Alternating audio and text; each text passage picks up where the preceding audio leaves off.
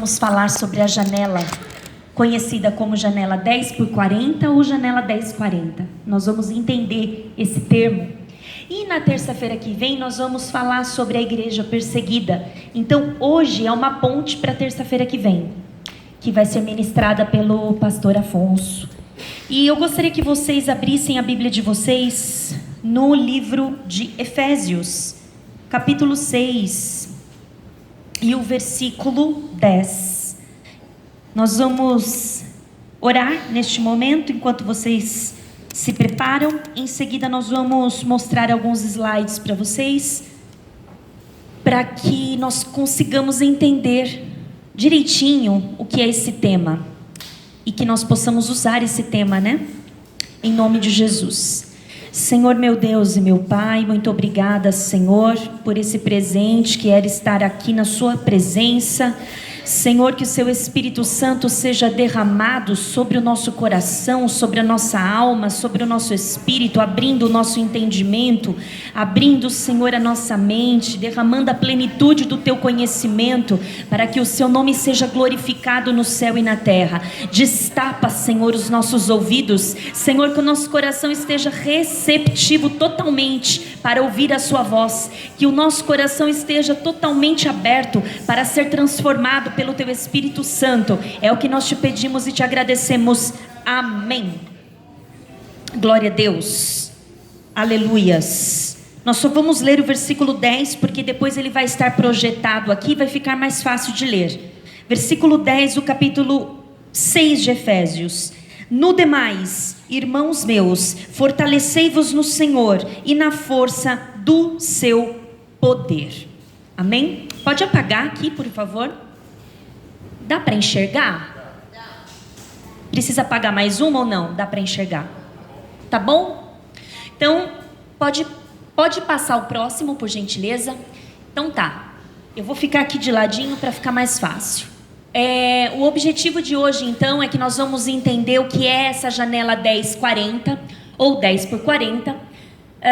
O porquê nós não temos tantos missionários que sejam voluntários destinados para esse lugar, e por que não é só ir, né? Não é só arrumar a mala e ir para a janela 10x40, e como nós podemos ajudar quem vai para a janela 10x40. Lá em Romanos, capítulo 15, versículo 20, coloquei ali já para ficar fácil. Sempre fiz questão de pregar o evangelho onde Cristo ainda não era conhecido, de forma que não estivesse edificando sobre alicerce de outro. Ali eu coloquei que isso que Paulo falou é um desafio nos dias de hoje. Por que é um desafio nos dias de hoje?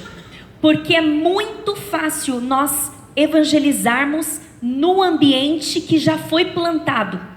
Então Paulo está falando assim, eu não quero ir num ambiente que já foi semeado, que ali já tem a palavra de Deus. Eu quero alcançar quem nunca ouviu, quem nunca foi alcançado. Esse é o meu objetivo. Então Paulo deixou bem claro isso. E aí em Efésios 4:11, Paulo também disse que a igreja do Senhor, ela é totalmente capaz de se envolver em alicerces que ainda não foram formados. Ela é totalmente capaz. Por quê? Deus designou alguns para apóstolos, outros para profetas, outros para evangelistas, outros para pastores e mestres, com o fim de preparar. Qual que é o objetivo? Preparar santos para a obra do ministério. Para quê? Para que o corpo de Cristo seja edificado. Até quando eu tenho que trabalhar? Até que todos alcancemos a unidade da fé e do conhecimento do Filho de Deus. Ou seja, todos estejam na mesma página, todos estejam no mesmo conhecimento e cheguemos à tão sonhada maturidade. Porque hoje o que nós vemos é uma parte dos cristãos é madura e a outra parte é imatura. Nós vemos isso, e não só na igreja, em todos os ambientes. Se nós pararmos para analisar no nosso trabalho, nós vamos ver pessoas maduras e imaturas. Às vezes, pessoas velhas de idade, né? Já tem ali uma idade de seus 60 anos, mas ainda é imatura. E aqui ele está falando, e cheguemos à maturidade, atingindo, olha que medida alta, atingindo a medida da plenitude de Cristo, ou seja, nada vai faltar. O propósito é que não sejamos mais como crianças. Olha que interessante. Lá em Mateus ele fala, sede como crianças, mas na inocência, na crença, no acreditar. Mas aqui ele está falando, o propósito, Paulo está falando, não é que vocês sejam como crianças. Por quê? Levados de um lado para outro. Criança, quando você mostra um brinquedo, ela vem para o seu lado. E aí outra pessoa mostra um brinquedo melhor. Para onde ela vai? Para lá. E o Senhor está falando, não quero crente assim. Crente hesitante. Crente que vai onde a proposta é melhor. E é esse sentido que ele coloca aqui. Não sejamos mais como crianças, levados de um lado para outro pelas ondas, nem jogados para cá e para lá, por todo o vento de doutrina e pela astúcia e esperteza de homens que induzem ao erro. Antes, seguindo a verdade em amor, que é isso?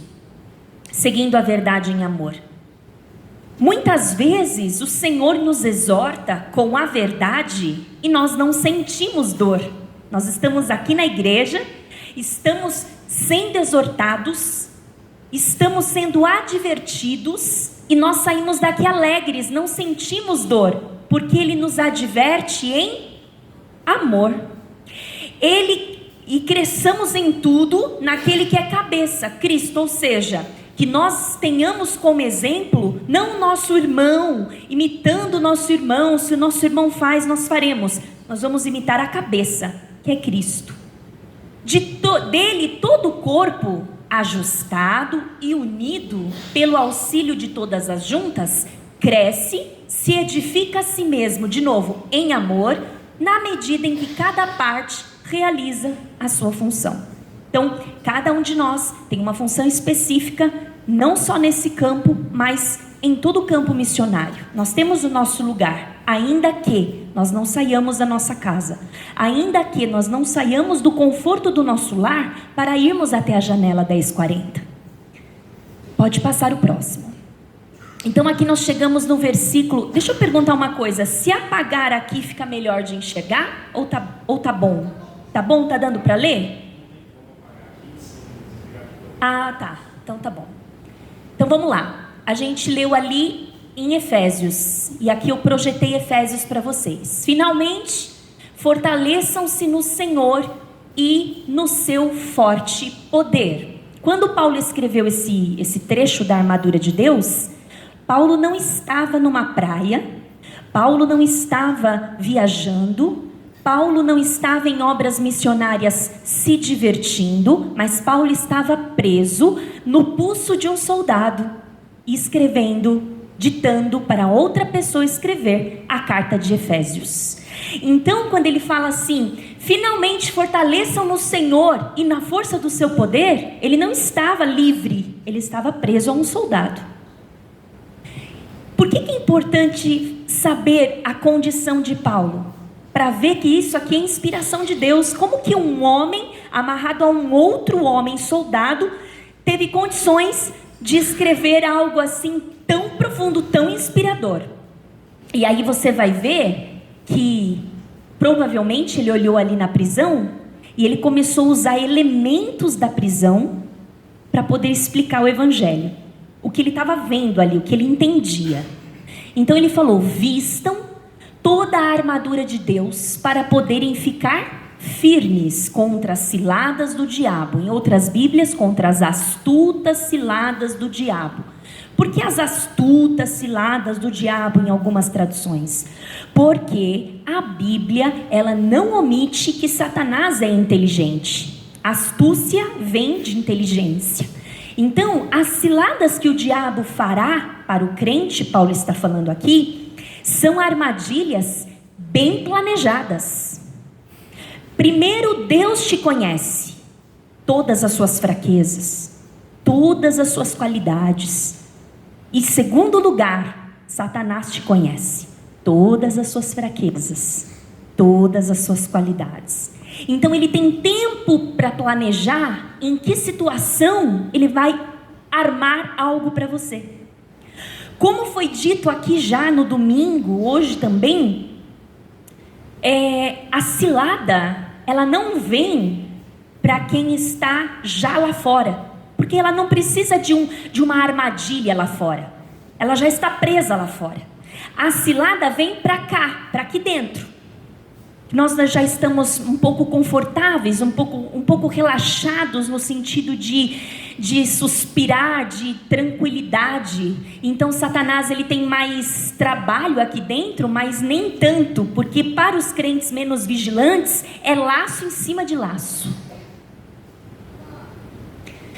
E pois a nossa luta não é contra pessoas, mas contra os poderes e autoridades, contra os dominadores deste mundo de trevas, contra as forças espirituais do mal nas regiões celestiais. Por isso, vistam toda a armadura de Deus, para que possam resistir no dia mau e permanecer inabaláveis, depois de terem feito tudo. Ali nas regiões celestiais, o que está por trás dessa atmosfera, nessa região que Paulo está falando? Trata-se de algo assustador, algo inimaginável. Nós não conseguimos imaginar o que se passa nessas regiões celestiais. São forças ocultas, forças invisíveis, e não se compara com nada no tamanho de retaliação, por exemplo, de quando nós vamos fazer uma obra missionária, não que seja pequena, mas especialmente aplicando esse versículo na janela 1040, nessas regiões celestiais, não se compara, por exemplo, no caso, vou me usar como exemplo, quando nós somos convidados para trazer uma palavra aqui, quando nós somos convidados para trazer uma exortação, uma explicação de um versículo, nós já sentimos um ataque do inferno. Sim ou não? Imagine esses missionários que vão entrar nessas regiões celestiais. Nós estamos vendo apenas nuvens dessas regiões celestiais, mas esses missionários, eles vão mais profundo. E essa força contrária não é qualquer tipo de força. A Bíblia está falando que não é qualquer tipo de força. Por que não é qualquer tipo de força? Porque ela não é humana. Ela é poderosa. A Bíblia está falando, é uma força poderosa. Ela não está no plano visível, ela é maldosa, ela é maligna, ela é astuta. Tanto é astuta que Satanás, ele não vai, muitas vezes, e isso é uma frase antiga, mas é verdade, Satanás, ele não vai atuar na nossa frente, diante dos nossos olhos, como Satanás. Mas ele vai se transfigurar naquilo que nós acreditamos, naquilo que nós, muitas vezes, achamos que é Deus. E aí Paulo vai falar, e não é de se admirar, porque o próprio Satanás se transforma, ele pode se transformar em quê? Anjo de luz. Anjo de luz. E ele atua nessa esfera. Só que a boa notícia, a má notícia é que ele atua nessa esfera. A boa notícia é que, embora eu não veja, você não veja, Jesus vê. Porque ele está na mesma esfera. Na mesma região celestial há uma guerra entre o inimigo das nossas almas e o nosso Senhor. A diferença é que a batalha, para quem está em Cristo, já está vencida, ganha. Nós não podemos ver, mas ele vê. E aqui, não sei se dá para verificar, mas ali a armadura de um soldado romano, nós já tivemos essa aula aqui, nós não vamos parar para ver o significado de cada coisa. Mas, resumidamente, para refrescar a memória, por que fala a armadura de Deus? Porque lá em Isaías 59, Deus fala que usa a armadura. E quando ele fala a minha armadura, ele está disposto a nos compartilhar.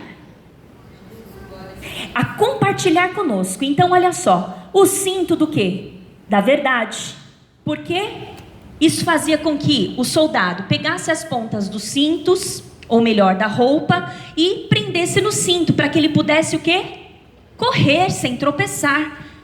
Para nós, se nós estivermos com o cinto da verdade, nada pode nos parar. Amém?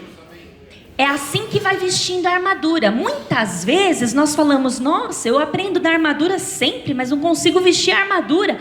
Você precisa saber o significado desses 6 equipamentos. Quando Paulo fala vestir a armadura, ele fala toda a armadura. Então não é só o cinto, mas também a couraça da justiça. A couraça da justiça, quem é o símbolo da justiça? O próprio Deus. A couraça da justiça vai ser responsável de guardar todos os órgãos vitais do soldado. A justiça de Deus guarda o nosso coração, guarda a nossa mente, guarda a nossa alma do inimigo. As botas, o evangelho da paz. A bota do soldado romano tinha pregos para que ele pudesse fincar na hora da batalha e não sair do lugar e não deixar o inimigo ganhar espaço. O evangelho da paz é o que nos põe firmes, é o que nos põe de pé, é o que faz com que Satanás não avance território em nossa direção. Esse é o evangelho da paz. E também nós podemos fazer uma ponte com quão formosos são os pés daqueles que anunciam o evangelho da paz. Próxima armadura, o escudo. Não é qualquer escudo. O soldado romano usava um escudo que media 1,20 m. Não era um escudo pequeno, era um escudo grande. Para nós, o que nos cobre é o escudo da fé. Capacete da salvação. Não precisamos dizer nada. O capacete vai nos livrar de muitas coisas ruins. Que vem de cima, que nós não estamos vendo. E a espada, que é a palavra de Deus. A espada aqui é um dos instrumentos de combate. A espada serve tanto para defesa quanto para ataque. Essa é a palavra de Deus. Defesa e ataque. Glórias a Deus. Amém? Então, resumidamente, deu para refrescar aquele dia, aquela hora que a gente estudou as armaduras? Não fiquem tristes se vocês não lembram totalmente, porque a palavra de Deus, ela é assim. Nós precisamos repetir, e isso é bom. Porque imagine só que lá em 1800, 1700, alguém pregava a armadura de Deus. Né? E precisa ser pregado, porque a igreja muda. As pessoas são novas, chegam pessoas novas, chegam novas gerações. Por isso que sempre nós vamos ouvir: Deus criou o céu e a terra. E a gente vai descobrir coisa nova nesse versículo. De novo, até o fim das nossas vidas. Amém? Próximo. Então aqui, eu fiz um ciclo. O que ele está falando, só para a gente memorizar, da armadura. Então, em primeiro lugar, o que isso tem a ver com a janela 1040? Nós vamos chegar lá. Primeiro lugar, fortalecer-se no Senhor. Isso depende do meu querer, mas a força vem de quem? Do Senhor. Fortaleceis no seu poder. Não adianta ter conhecimento sem poder de Deus. Se você for observar essa sequência de bolinhas, é exatamente a sequência do versículo. Eu fiz para a gente memorizar. Fortalece no Senhor, fortalece no seu poder, veste a armadura, toda a armadura. Esse vestir, Deus não vai me colocar a armadura. Deus não vai pegar a armadura e colocar em mim. Depende de que eu queira entender a armadura, e queira crescer nela, queira vesti-la. Depois de vestir a armadura, não acabou. Fica firme, diz o versículo. Por que ficar firme? Porque pode ser que depois de vestir a armadura me dê uma sensação de vitória. E é esse o momento mais complicado. É esse o momento que Satanás ataca. Eu devo ficar firme. Ao ficar firme, eu resisto às minhas vontades. E quando eu resisto, eu permaneço firme. Vamos dar um exemplo? Aqui, o vício. O vício, ele é difícil de vencer. O primeiro dia, o segundo dia, o terceiro dia, depois ele vai... Quem vai ficando mais forte? quando você diz não para o vício. Você vai ficando mais forte e o vício que era tão forte vai ficando fraco. Você vai fortalecendo a sua vontade e negando o seu desejo. E aí você permanece firme. E aí ele fala assim: e depois de ter feito tudo isso, permaneça no seu lugar, estável, inabalável, sem olhar para a direita, sem olhar para a esquerda, firme como estátua, na presença do Senhor. Amém? Próximo. E olha só, aqui um breve resumo, por quê? Nós estamos então, pode deixar no tamanho normal? Obrigada. Nós precisamos então da inteligência do céu, porque nós ficamos ouvindo toda hora que nós estamos num cenário de guerra, e nós estamos mesmo num cenário de guerra, mas esse cenário de guerra, ele existe, sabe desde quando? A gente escuta assim, às vezes as pessoas falando assim: olha, nós estamos num cenário de guerra, nós estamos num cenário de guerra. Sabe quando esse cenário de guerra aconteceu? Lá em Gênesis 3, depois da queda. De lá para cá, nós estamos em guerra. De lá para cá é batalha. Tudo virou uma batalha. E sem a armadura de Deus, não temos como avançar, nós não temos como percorrer espaço, nós não temos como convencer pessoas, sem a armadura de Deus, sem o poder de Deus. E a gente se torna alvo fácil do inimigo. É como quem aqui já assistiu filme de guerra? Olha só, o soldado ele está atravessando aquele campo de batalha. E ele está sendo bombardeado. Imagina aí, explosões, fuzis, bombas, treme a terra. E ele está sem nada, sem capacete, sem armas, sem absolutamente nada. Ele está passando ali, ele vai morrer. Ele está vulnerável, ele tem pele mostrando. Ele tem corpo à mostra. E a qualquer momento ele vai ser abatido, ele está vulnerável. Assim somos nós quando nós não vestimos a armadura de Deus. Nós estamos nessa região totalmente perigosa, com a cabeça desprotegida, os pensamentos maus vêm, os pensamentos de incredulidade, os pensamentos acusatórios. Quantas pessoas vivem num ciclo de acusação? Jesus já salvou, Jesus já limpou, já apagou os pecados, mas vez ou outra vem aquela seta falando assim: mas um dia você fez, um dia você caiu. Esse é um momento que você precisa do capacete da salvação. Por quê? Qualquer um de nós aqui, se não fôssemos encontrados por Jesus, onde nós estaríamos? Onde nós estaríamos? Até a pessoa com muitos dons, as pessoas que têm cargos na igreja, se ela não tivesse sido alcançada por Deus, você consegue imaginar, se você não tivesse sido alcançado por Deus, e aqui não é uma reflexão de autoajuda, é uma reflexão de verdade mesmo, onde você estaria? Talvez nem aqui, talvez nem vivo, talvez já tivesse morrido há muitos anos. Só que hoje nós estamos aqui diante de um dono de uma armadura celestial. Alguém que pode nos guardar, alguém que pode nos proteger, desde a planta dos nossos pés até a nossa cabeça, ao ponto de ele dizer assim: eu conheço tanto vocês que eu sei quantos fios de cabelo vocês têm ou não têm. Ele conhece. E aí, para finalizar Efésios, Paulo fala assim: e depois de ter feito tudo, resistir, né? E ele fala que haveria um dia mau. Eu te digo que o dia mau passou a existir. Desde quando? Desde a queda. Desde a queda. O trabalho que era para ser prazeroso, muita gente fala assim: quando eu chegar lá no céu, vou acertar as contas com Adão, porque por causa dele existe trabalho. Não, não. Antes do pecado, Adão trabalhava. A diferença é que Adão era feliz. A diferença é que ele olhava a produção da terra e ele se alegrava no Senhor.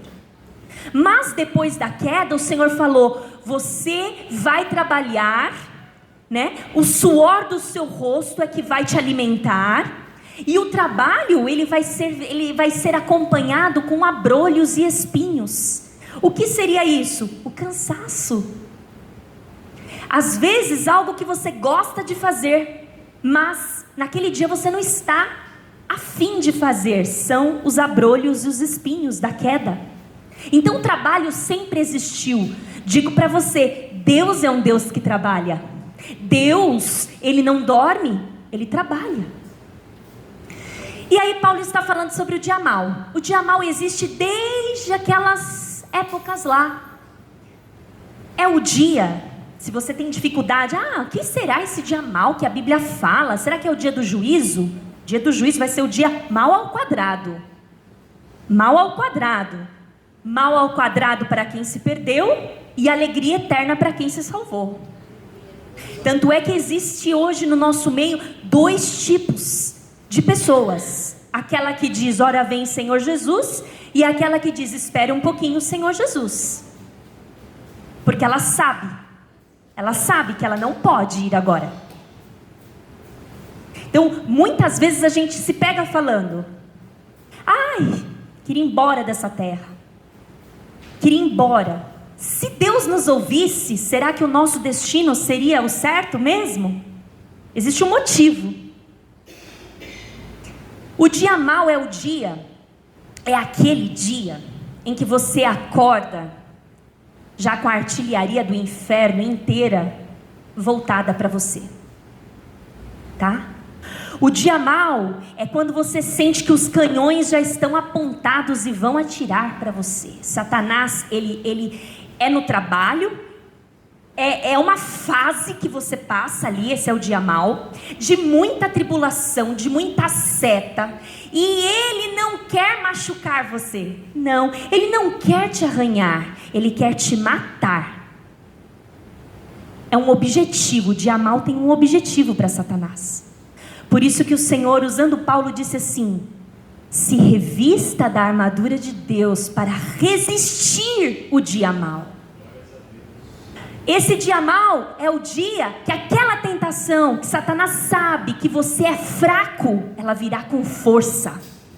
Esse dia é um dia em que você será abatido com desânimo para derrubar você da caminhada, desistir do ministério. Qualquer coisa vai virar motivo para você se ausentar da presença de Deus. Esse é o dia mau. Mas a boa notícia é que se nós tivermos a armadura, nós vamos passar por ele, como esse soldado que eu falei que passa em campo minado, e não vamos ser abatidos. Porque existe alguém nas regiões celestiais lutando por nós. Por isso que é importante sempre nós relembrarmos a armadura de Deus, para que ela serve, e que conhecimento sem poder não é nada. Amém? Próximo. Agora a gente chega no assunto 10:40. Toda essa região aqui azul, quem está enxergando azul? Está todo mundo enxergando azul? Então olha só, toda essa região azul, ela é o berço das principais religiões do mundo. São nesses pontos pintados de azul, onde nasceram o Islã, o hinduísmo, o budismo e as religiões indígenas. Os índios não são só do Brasil. Existem índios americanos, australianos, em todos os lugares existem índios. Tem irmãos que pensam que índio é só Brasil. Não. Então nessa região aqui azul, próximo por favor. Por que 10:40? Eu vou providenciar aquele laserzinho, que fica fácil de mostrar, né? Mas eu vou tentar aqui fazer com que vocês enxerguem. Essa linha do Equador aqui, ó, tá vendo? 10 graus acima da linha do Equador e 40 lá em cima. Forma um retângulo, e é esse retângulo chamado janela 1040. Você não vai encontrar janela 1040 nos livros de geografia. Não adianta chegar em casa, procurar no livro de geografia, no mapa, não tem. Por quê? Porque isso foi uma definição dos teólogos, para que eles soubessem qual área eles precisariam avançar com a palavra de Deus. Então pega um pouco da África, o Oriente Médio e a Ásia. Tá bom? Parece pequeno? Parece. Próximo. Olha só. Nessa janela estão pessoas de todos os tipos. E não é só a barreira de idioma que impede aqui. Aqui tem a resistência religiosa, porque tem as barreiras culturais, eles são religiosos ao extremo, mais piedosos do que nós na religião deles. Eles são perseguidos, nós não vamos entrar no quesito perseguição hoje, porque vai ser dito na próxima terça-feira. E, além de tudo, quando eles chegam lá, são lugares muito precários de recursos. Recursos de todos os tipos, não estou falando só financeiro, mas recursos psicológicos, recursos de higiene, a escassez é muito grande. Aqui eu coloquei algumas fotos que eu encontrei de pessoas nativas. Pode avançar. E aí, logo de início, eu selecionei os 3 países mais resistentes que estão na janela 1040, que estão nessa janela que eu falei para vocês. E a primeira que veio foi a Arábia Saudita. Lá, o que predomina? O islamismo. Os missionários, poucos e convertidos neste lugar, os missionários e as pessoas novas convertidas, elas precisam ser agentes secretos. Elas precisam ser, na verdade, elas precisam se disfarçar para poderem viver mais. As orações cristãs e a posse da Bíblia são proibidas e rendem prisões de diversos cristãos. As punições são diversas, incluindo morte. E construir igreja lá já é na lei, é proibido. Não tem permissão de levantar nenhuma igreja lá. Pode avançar. Em segundo lugar, a gente tem o Afeganistão, que também predomina o islamismo lá. Também não tem igreja visível. Lá a punição é na hora mesmo. Então os missionários que são pegos evangelizando, que são pegos orando, que são pegos entregando bíblias, que seja um folheto, eles já são exterminados. Eles não têm chance de voltar. Próximo. Por último, a Coreia do Norte, onde não cultua nada, apenas o Kim. Ele é o Deus lá. As crianças, desde pequenas, elas já aprendem a fazer orações por ele, para ele, a cantarem louvores para ele. Ele diz que todos os cristãos são sugadores de sangue. É isso que ele diz. Então está terminantemente proibido. Aqui eu extraí uma foto que eu consegui de um culto secreto a Deus. É um subsolo, onde as pessoas estão ali, elas não podem orar alto, não podem ter manifestações espirituais, leitura baixa e tudo discreto. Saída discreta, entrada discreta. Próximo. Quantos países estão na janela 1040? 68 países, tá? Estão nessa janela. Representam então as regiões mais povoadas do mundo. O que tem nessa janela 1040, além de gente carente? Pessoas doentes, vítimas de conflito, amputadas, violentadas, torturadas, refugiadas, analfabetas e cegas espiritualmente. Elas estão ali concentradas. Qualquer cristão, quando eu falo cristão, eu estou incluindo a Igreja Católica, porque a Igreja Católica é uma igreja cristã, então qualquer cristão, estou incluindo a Adventista do sétimo dia, que queira entrar, não consegue. Então não é uma questão assim de placa, de denominação, não. Cristão, basta ser cristão, não entra. Próximo. Então por que o desafio é grande? Para vocês entenderem por que a gente começou com armadura, por que a gente começou com hostes, potestades, por quê?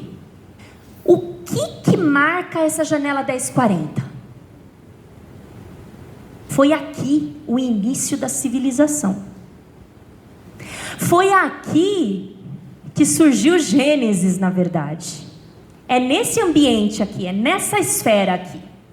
Foi aqui que quando nós lemos Reis, Samuel, Crônicas, Deus levantou império, derrubou império.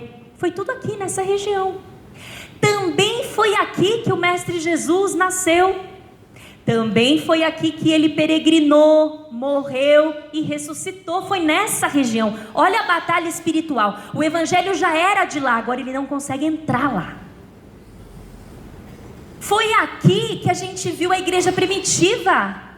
Na janela 10:40, a igreja primitiva cresceu. A igreja primitiva se desenvolveu. Foi aqui que eles viram multidões se rendendo a Jesus. Foi nesse espaço aqui. E foi nessa região também que surgiram os primeiros missionários. Foi nessa região aqui que o apóstolo Paulo fundou as igrejas.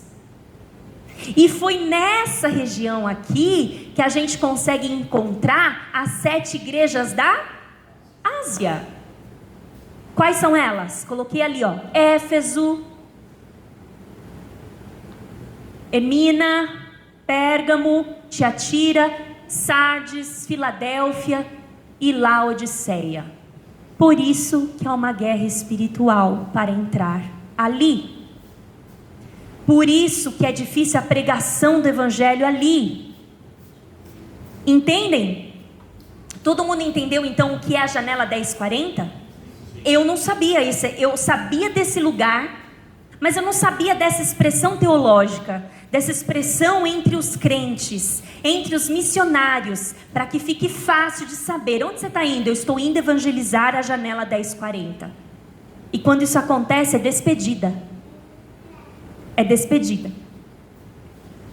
Esse missionário vai e não volta. Próximo. Por que não volta? Porque é perigoso. As dificuldades, a pobreza, a escassez, é região de violência, conflito, guerra por motivo político, religião pagã. E o que isso significa? Aquele pedacinho lá que a gente viu, retângulozinho, sabe, irmã Inês, que a gente viu ali, dos países?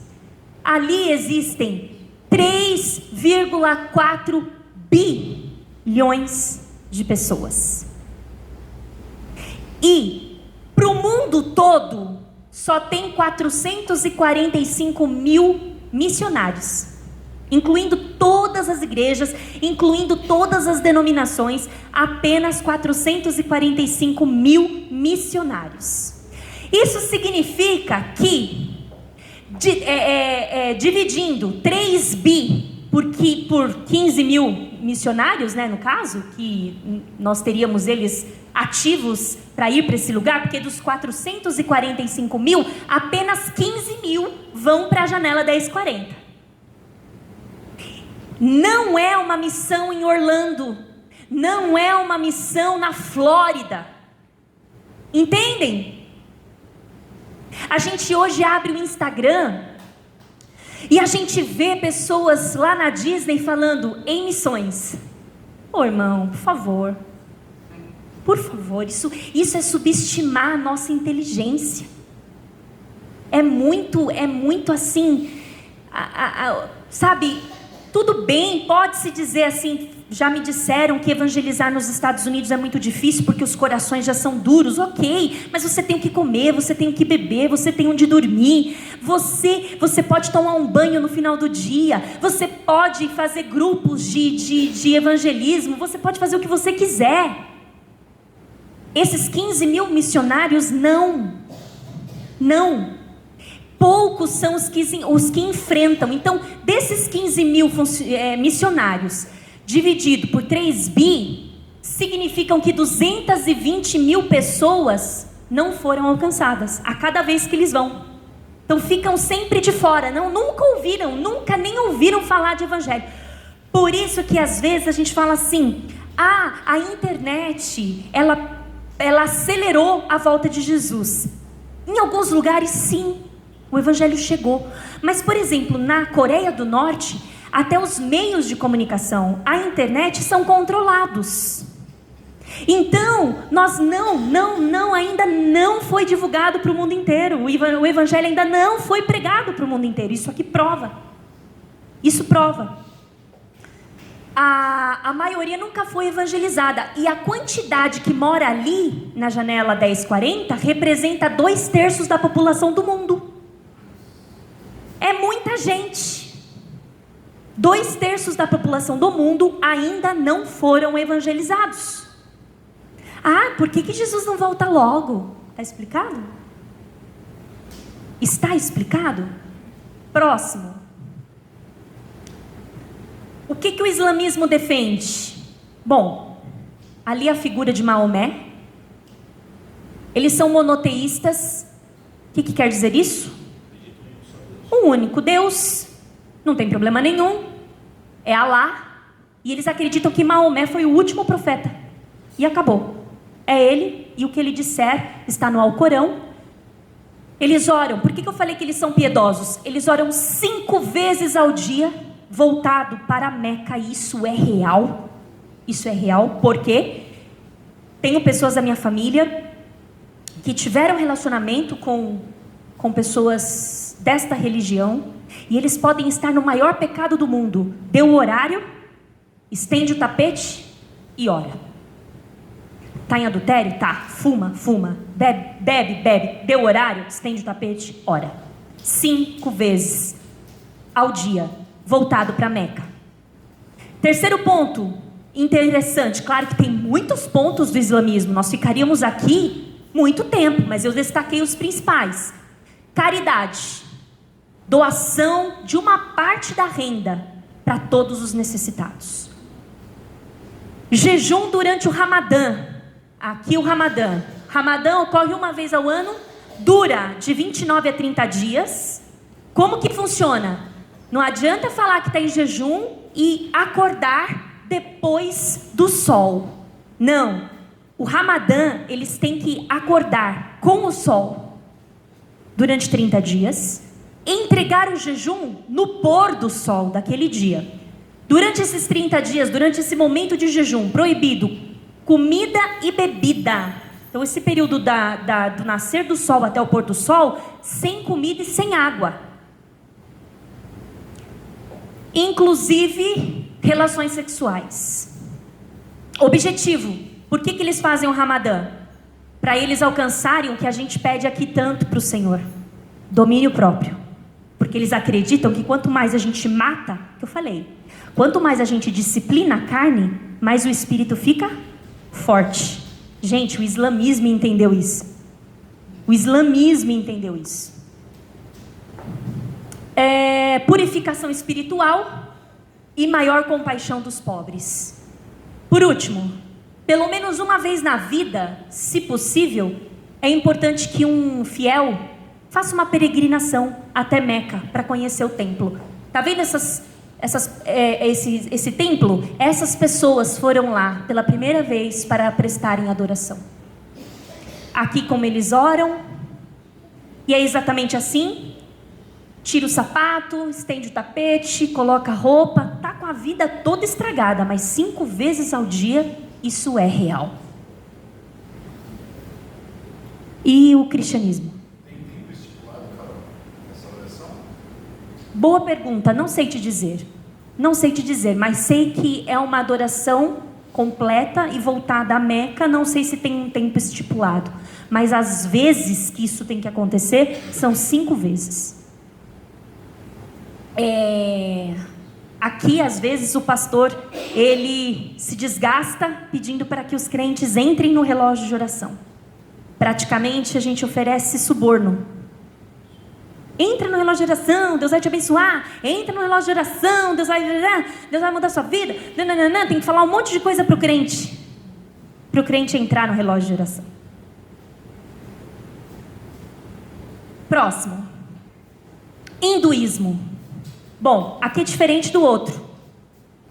Também está na janela 1040, só que eles não são monoteístas não, eles são politeístas. Não significa que ele tem 1 ou 2 ou 3 deuses, não. Eles têm 33 milhões de deuses. Então a vaca é um deus, o rato é um deus, a força da natureza, o céu. Não tem um criador assim. E eles creem na causa e efeito. As ações determinam o futuro. Quem aqui já ouviu falar assim? Ouviu crente falar assim? Isso aí é meu karma. Saí da boca do crente essa palavra. Veio daqui, ó. Nasceu aqui no hinduísmo. A palavra karma, que é a lei da causa e do efeito. Sabe aquele crente que fala assim? Bateu, volta. Sabe? Então é aqui, ó. É um crente hinduísta. Meu Deus. Nem tem. O ciclo de nascimento, eles acreditam na reencarnação. E o principal movimento deles é a meditação e o yoga. Quem aqui já viu crente fazendo yoga? Vocês têm que pesquisar, gente. E quando o pastor fala assim, irmãos, vocês precisam passar um tempo de meditação. É essa meditação aqui? Não. É nós lermos a palavra, meditarmos a palavra. O que é meditarmos a palavra? Ruminarmos a palavra, andarmos com a palavra. Nem que seja para a gente ficar em silêncio, sim, meditando, contemplando a palavra. Próximo. Por último, budismo. Não é por último não, ainda tem a religião indígena. O budismo foi fundado na Índia pelo Buda, óbvio, e defende 4 verdades. A vida envolve sofrimento. É a verdade deles. A causa do sofrimento é o desejo. É uma mistura, porque eles pegam um pouco do cristianismo, né? O que a Bíblia fala? Que nosso pecado é fruto do nosso desejo não controlado, né? E a causa do sofrimento é o desejo, a superação do sofrimento é possível e aponta um caminho, e um caminho chama óctuplo. O que é o óctuplo? Práticas corretas de visão, intenção, falação, meio de vida, esforço, atenção e concentração. Eles acreditam também em karma e defendem nirvana. Quem aqui já viu crente vestido de camisa do nirvana? Credo, ninguém? Bom, eu já vi. Nirvana, um estado de libertação do ciclo de renascimento e sofrimento. Está acreditando em tudo isso. Tá bom? Próximo. Religiões indígenas. Existem em todo o mundo, com diferentes costumes, tradições, rituais. Todos eles defendem os mesmos princípios. Todos eles têm tudo em comum no quesito espiritualidade. Eles buscam a espiritualidade. A diferença é que eles são animistas. Então, por exemplo, a espiritualidade está nos animais, está nas plantas, nos rios, nas montanhas, no céu. Tudo tem força e vida para eles. Se o passarinho apareceu, é uma mensagem que o passarinho trouxe. Se o sol brilhou de um lado, é o sol falando alguma coisa. Se teve um canto diferente, vai acontecer. Por isso que até hoje a gente carrega isso.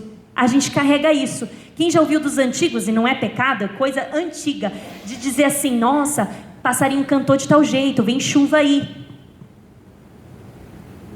Sim ou não? Sim. E aí o que acontece? Chove. Mas isso não quer dizer que é um Deus, é porque eles conhecem tanto a natureza, né? Não é um aviso, é uma sensibilidade tão grande com a natureza. Eles observam tanto a natureza que eles descobrem cura na natureza, né? Eles são politeístas, são diversos deuses, inclusive animistas, né, que eu já falei, rituais e cerimônias. Aqui a gente tem um curandeiro, ó, um xamã. Então eles acreditam que toda tribo tem que ter um xamã, que é para marcar colheita, nascimento, cura, morte, enfim, eles são os mediadores, eles que fazem a mediação entre o índio daqui e o índio de lá, o ancestral. Eles acreditam que o ancestral pode vir e dar mensagens através de sonhos, e não se abisme ao conhecer crentes que falam que pessoas que morreram apareceram em sonho dando recados. Não, irmãos, não existe, tá bom? Toda a sabedoria é transmitida aqui, eles fazem o que nós não fazemos, mas que o povo de Israel fazia. Toda a sabedoria que eles adquiriram, eles transmitem de pai para filho, de filho, para que toda geração entenda e saiba as histórias, as lendas. Próximo. Aí, vocês entenderam por que tem que ter a armadura de Deus para entrar nesses lugares? É a janela 1040, que não é só colocar uma roupa, que não é só receber um recurso da igreja e avançar.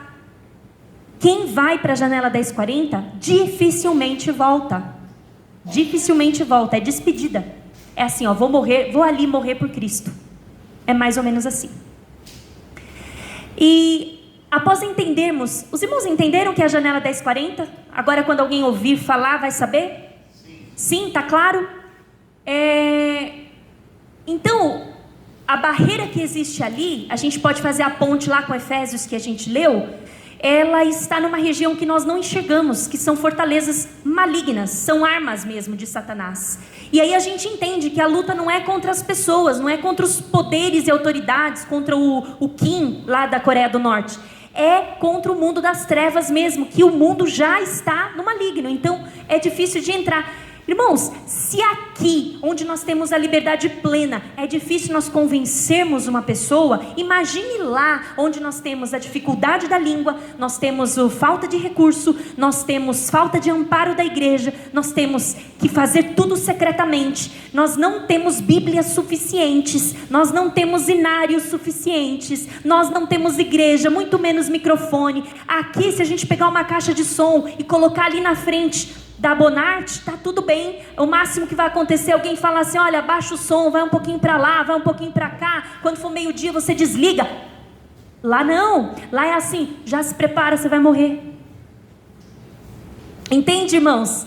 Que não estou desmerecendo os missionários dos nossos dias e nem do nosso lugar, mas eu estou tentando dizer que a vida missionária não é um mar de rosas, não é andar de jato, não é ter uma mansão, não é ir para Disney. É isso que eu estou tentando dizer através dessa lição. Glória a Deus. Eu tenho uma dúvida que vai fugir um pouco, mas bem rápida, prometo.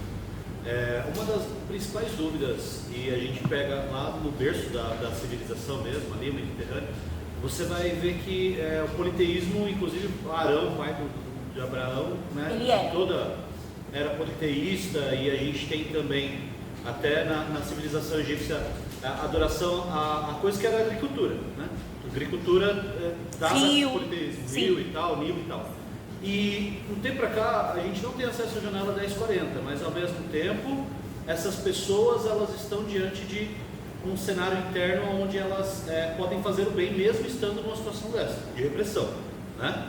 E a dúvida que nasce, que todo mundo faz, é um índio que não tem acesso à palavra e acaba adorando, tem esse politeísmo até mesmo pela questão prática da vida dele, cultural, e tudo mais, natural, mas ele tem ações. E aí os grandes teólogos dizem que internamente a gente tem um senso de justiça e acaba sim, a gente sabe o que é certo e o que é errado. Então a dúvida que fica é, uma pessoa que não teve acesso a Deus, não teve acesso a Cristo, mas que está lá e nasceu lá e segue uma vida correta, essa pessoa ganha a salvação? Então, a salvação ela é um departamento unicamente de Deus. Perfeito. Mas a gente pode conjecturar aqui, a gente pode pensar, né?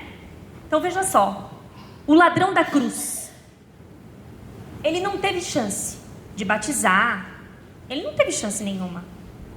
E o Senhor Jesus olhou para ele e falou, hoje mesmo estarás comigo no paraíso. Ele não batizou.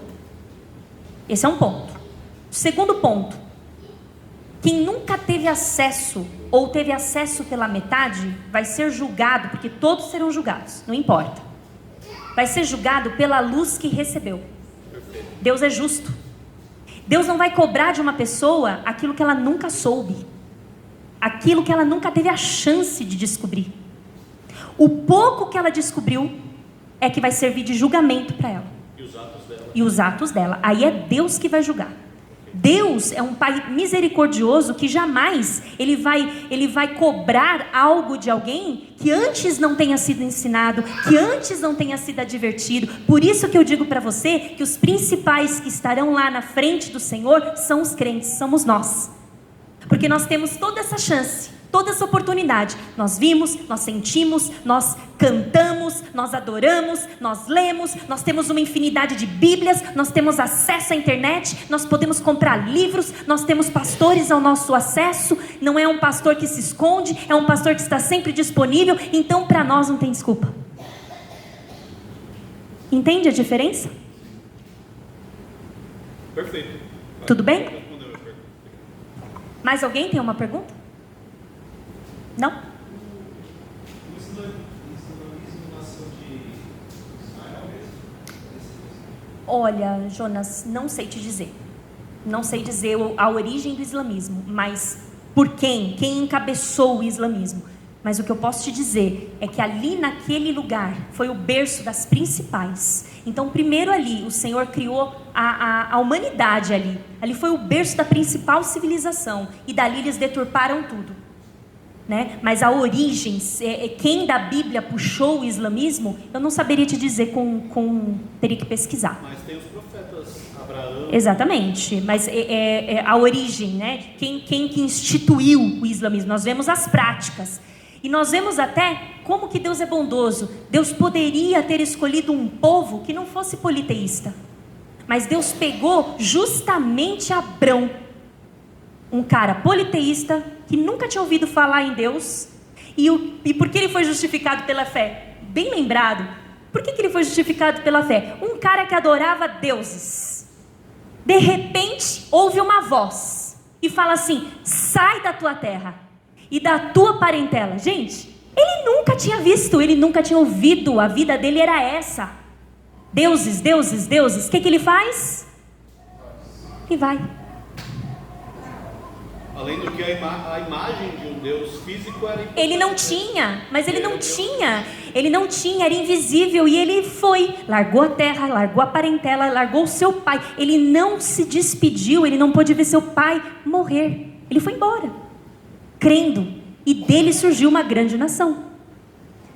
Então, esse conhecimento com Abraão também pode acontecer com essas pessoas. Não entendi.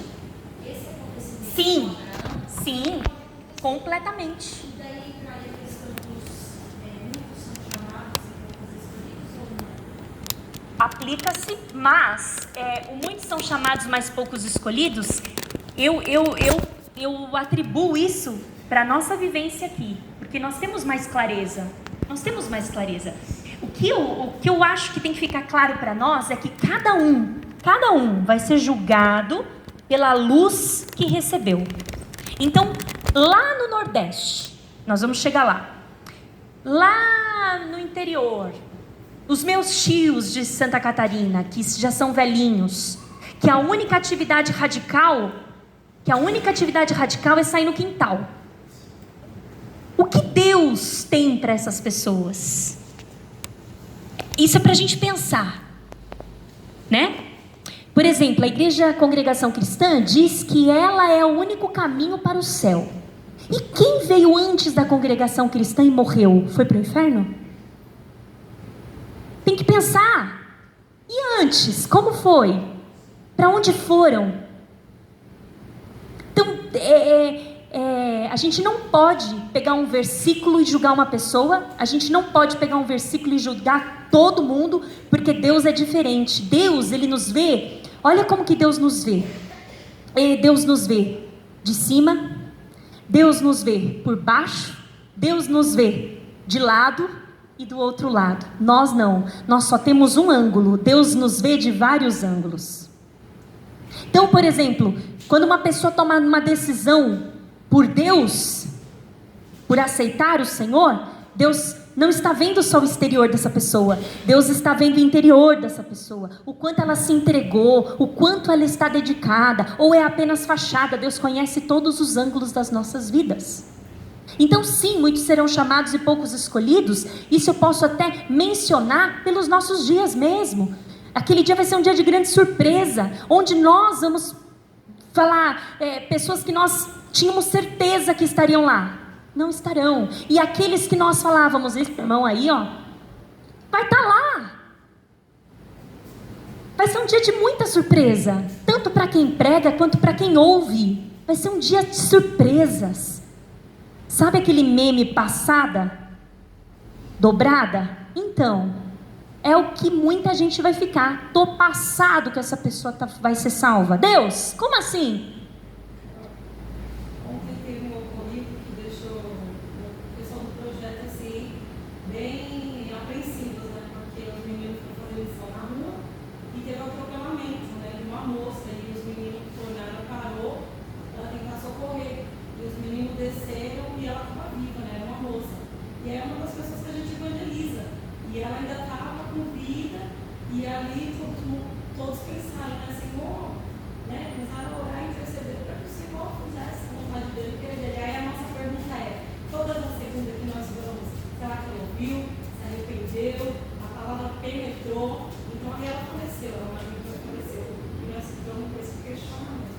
Então, exatamente. E esse questionamento não é só com essa moça. Esse questionamento a gente tenta se acalmar com os desviados. Então, por exemplo, quando um desviado morre, a gente fala assim pra gente mesmo: não, mas os minutos finais, ele com Deus, ele com Deus. Realmente, os minutos finais, ele com Deus. Mas a gente não pode dar uma segurança para alguém que perdeu alguém que está desviado, que você vai encontrar ele no céu. Porque isso é um departamento de Deus, unicamente. A gente não tem como falar que, olha, fica tranquila, você vai encontrar ele no céu. Isso, você vai dar a esperança que você nem você sabe.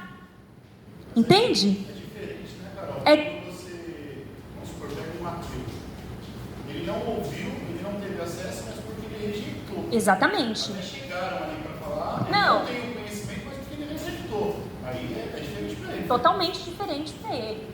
Ele é um, como é que fala? Um apóstata, carimbado já. Eu ouvi desses famosos aí, que é o Mark Baldwin lá, ele foi no podcast e ele falou que não se espantaria de encontrar um ateu no céu. Rodrigo Silva. Mas o Rodrigo Silva é adventista. O Rodrigo Silva não acredita em... Então, o Rodrigo Silva, você precisa, na verdade, separar. Eu gosto muito dele, mas o que eu faço? Pego toda a parte histórica dele, que é impecável. Quer estudar história? Pega o Rodrigo Silva. Quer estudar céu e inferno? Não pega o Rodrigo Silva. Porque o Rodrigo Silva vai defender o quê? Que não tem inferno, que você, quando morre, você dorme o sono da alma. E não, a Bíblia fala que assim que uma pessoa morre no Senhor, ela acorda no céu. É rápido. Fechou aqui, abriu lá. Ou lá. Exatamente. Não é bom ouvir. Exatamente. Então, se você fica meio assim, não tem certeza das coisas, pega a sua parte histórica. A parte histórica, ele é impecável, ele é um dos melhores do Brasil. Pode falar, tia. Então, e aquelas pessoas que vivem nos mosteiros, clausurados, será que essas pessoas têm como se salvar? Porque essas pessoas têm acesso à Bíblia, né? Tem acesso à Bíblia, a palavra está ali na frente dela. Novamente, ela vai ser julgada com a luz que recebeu. Então, por exemplo, Deus não vai ser injusto de jogar uma pessoa no inferno sem antes mostrar para ela a verdade, o caminho e a vida. Então, todo mundo vai ser julgado pela luz que recebeu. Portanto, quanto mais conhece, mais responsabilidade tem. Tá certo? Rapidinho aqui, ó, para terminar. No Brasil, nós temos a janela 1040 também. Só que assim, claro, não é uma coisa assim difundida, mas é o Nordeste. O Nordeste brasileiro. O Nordeste, e eu não estou falando da Bahia, que tem Umbanda, Quimbanda, não estou falando disso não. Eu estou falando do sertão do Nordeste. Lá é a janela 1040 do Brasil. Lá no sertão, também não tem muitos missionários que queiram abraçar a missão, porque não tem visibilidade. Existem muitas vilas, comunidades, povoados que não possuem nenhum ponto de pregação. Nada. Estou errada, Neuza? Estou errada, irmã Inês? Elas vão para lá direto. As casinhas do sertão são fotos da pandemia para cá, então não melhoraram muito. Elas são assim. Próximo. Aqui, algumas fotos dos missionários que estão lá evangelizando no Nordeste, no sertão nordestino. Então a gente está vendo aqui missionário com jatinho? Não, a gente está vendo pessoas que pegam um violão e vai debaixo de uma árvore. É o que ele tem. E ao redor dele, cerca de gente. Ó, a igreja, me chamou a atenção essa igreja aqui, ó. Não tem nada do lado direito, nada do lado esquerdo, nada para frente, nada para trás, só ela. E pó, muito pó. Então aqui é uma equipe de evangelismo, ó, lá nas ruas do sertão, evangelizando, levando Bíblia. Aqui, ó, aqui eles levam cesta básica, eles levam higiene, enfim. Pode passar. Então, o que a gente pode fazer? Depois de tudo isso, né? Depois de toda essa história da armadura de Deus e porque ela é importante. Em primeiro lugar, como a gente pode fazer? Orar. A partir de hoje, quem não sabia, comece a orar. Senhor, visita os países da janela 1040. E visita os missionários que vão para lá. Porque eles não voltam vivos. E aí não é uma questão se Deus vai livrar ou não, eles vão conscientes que eles não voltam vivos. Tem relatos de missionários que foram mortos em caldeirão de água quente. Tá? Então assim, ali na Coreia do Norte os missionários não têm comida, não têm acesso à comida. Eles dependem unicamente do país que os enviou. Então devemos incluir nas orações. Parece, às vezes, que as nossas orações não movem nada. A gente não vê nada acontecer. Mas elas chegam lá. Elas dão suporte, de alguma forma. Contribuir. Nem todos nós fomos chamados para exercer o ministério, especialmente na janela 1040, né? Aliás, pouca gente quer. Mas todos foram chamados, como a Jussara leu aqui, de ir. E uma das maneiras de ir é dar apoio financeiro, é enviar mantimento, roupa, itens de necessidade básica. Uma outra forma é se aperfeiçoar espiritualmente, ter pleno conhecimento da palavra de Deus, porque você vai combater com o Islã, você vai combater com o hinduísmo. Se a gente não consegue combater com o testemunho de Jeová, então precisa, nesse momento, de um aperfeiçoamento espiritual.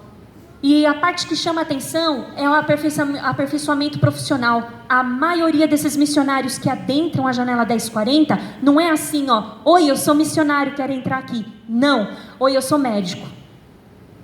Oi, eu sou professor. Oi, eu sou psicólogo. Eu vou prestar um serviço voluntário. E aí, durante a prestação de serviço, secretamente o evangelho é pregado. Entende? Então, muitos missionários que querem, já falaram, não, eu não quero saber o que vai acontecer lá para mim. O morrer para mim é lucro. Tem gente que fala assim, e está certo disso. O que ele faz? Ele se aperfeiçoa em alguma coisa, técnico de futebol. Entendeu? Ele tem que entrar, de alguma forma. Então ele vai, pediatra, eu sou responsável de uma ONG lá do Brasil, eu estou trazendo mantimento, pode entrar. Tem fins religiosos? Não, não tem, pode entrar. E ali, secretamente, ele vai ganhando essas almas para Jesus. E estar em constante crescimento lá, o que cresce bastante lá? Igrejas clandestinas, sem plaquinha, nos porões. E a tecnologia, usar a tecnologia ao nosso favor, usar a tecnologia para expandir o reino. Próximo, não sei se tem próximo. É isso, irmãos. É isso. Pode acender as luzes. Eu espero que os irmãos tenham tido uma boa visão do que a gente vive num conforto maravilhoso, né? A gente vive num momento de conforto mesmo em todos os sentidos, e glórias a Deus por isso.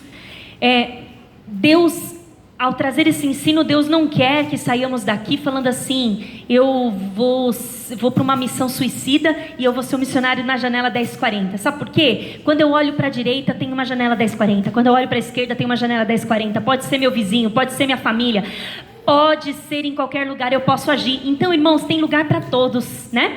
O que a gente pode fazer, e eu tenho certeza que aqui, se houvesse uma seleção, se o pastor Vanderlei falasse assim: olha, nossa igreja Caminha Cristo recebeu uma convocação de pelo menos 2 homens para servirem na janela 1040.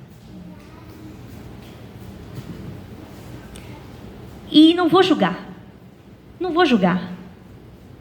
Pode ir mulher também, enfermeira, médica. Isso implica em quê? Tchau, família, nos vemos na glória. Sim, irmãos, não tô. Carimbo da salvação já. Com carimbo da salvação. Certo, irmãos? Então, assim, o que nós precisamos fazer como igreja? Eles são os nossos irmãos, nós precisamos orar. Pedir ao Senhor que os corações fiquem flexíveis, abertos, para receber a palavra de Deus. Porque a pior coisa é uma pessoa ser religiosa, escrava daquela religião, tantos rituais, cansativo demais, é um fardo pesado demais. Quando você chega dizendo assim: olha, para Jesus não tem barganha, Ele salva, Ele cura e não pede nada em troca, é uma conta que eles não conseguem entender, porque para eles precisam dar para a divindade abençoar, e para nós não, é tudo gratuito, é graça do Senhor. Então essa é uma conta que para eles não fecha.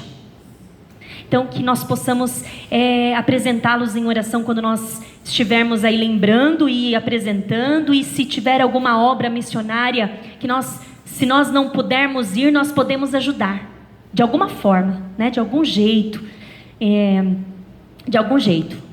Eu falei aqui não só do Nordeste brasileiro, mas o Sul do Brasil também é muito ateu. Ali no Rio Grande do Sul tem uma estátua que foi erguida em homenagem a Satanás. Então ela é erguida, a pessoa que ergueu falou que não é a respeito de divindade, é a respeito de arte. Mas nós sabemos o que está por trás disso, nas regiões celestiais. E enquanto essa palavra foi pregada, nas regiões celestiais havia guerra. Nós não percebemos, mas havia guerra. E ainda bem que nós não vimos, porque senão nós iríamos embora assustados. Mas a gente ficou até aqui firme, né? Porque é uma guerra que já foi vencida, em nome de Jesus. E as palmas que exaltam a Deus. Glória a Deus. Pastor Vanderlei pediu para a gente finalizar com o Pai Nosso. Peço que os irmãos se coloquem em pé. Agradeço o Caleb aí que me ajudou.